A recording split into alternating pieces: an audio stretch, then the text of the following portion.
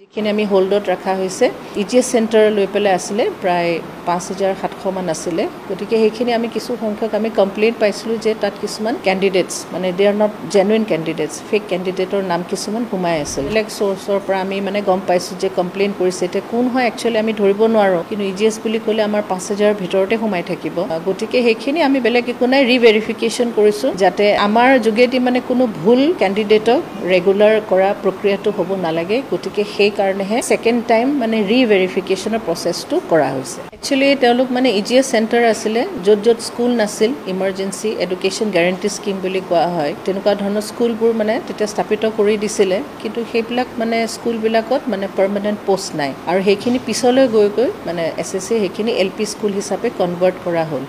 যেহেতু তেওঁলোক original employ SSC state পুলাৰ কন্ট্ৰাকচুৱেল গতিকে এই লিষ্টখিনি আমি এসএসসি লৈ পঠিয়াইছোঁ আৰু তেওঁলোকে ভেৰিফিকেশনটো কৰি দিলে আমি শীঘ্ৰেই আমি সেইখিনি এপইণ্টমেণ্ট লেটাৰ ইস্যু কৰিবলৈ কাৰণে আমি চেষ্টা কৰিম